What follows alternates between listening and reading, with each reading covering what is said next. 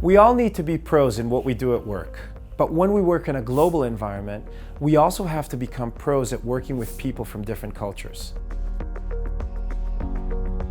Hi, I'm Alon Slater, and I've been coaching executives all over the world on cultural differences for about 20 years. During this time, I've met some pros who did their jobs in an outstanding way, but needed to acquire some new skills to work more effectively with their non-Israeli colleagues. These are their stories. This is Arik the Pro. A while ago, Arik had a conference call with a few Israeli and Japanese colleagues. He needed to make sure everyone was on board with the project plan, but suddenly got the feeling that they weren't with him. Guys, is everyone okay with this timeline? He asked at some point. Only his Israeli colleagues responded. On the Japanese side, there was a strange silence. Our friends from Tokyo, are you with me? He asked after a couple seconds more. Only then did the senior Japanese manager who was present on the call react. However, he didn't get to speak for long. Two of Arik's Israeli colleagues started arguing between themselves, and the Japanese participants remained silent again. Arik didn't achieve what he needed to, and left the call upset at his Japanese colleagues.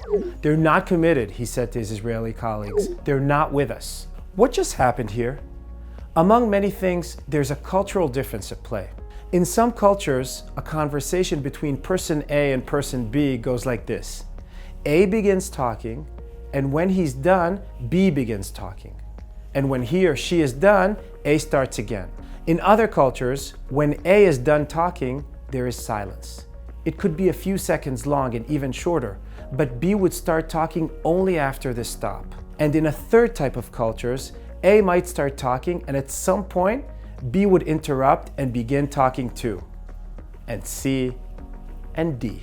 So, which one of these types represents the Israeli conversation style? Indeed, the third one. We're like Italians, Spaniards, and many South Americans. In these cultures, talking over each other can signal being involved and engaged in a conversation. Your colleagues from English-speaking countries probably have conversations that look like the first style. It's simply not polite to interrupt someone mid-sentence in these cultures. And your colleagues in Asia might have conversations in the second style. This is for many reasons. They might want to make sure the boss gets to speak if he or she wants to. Or they are signaling that they're thinking about what you said, perhaps even disagreeing without openly saying so. This is why Arik's Japanese colleagues were quiet during the call. They certainly were involved and committed. They just didn't get the right time to get in the conversation. So how can you act in a more culturally effective way from now on when it comes to conversation styles?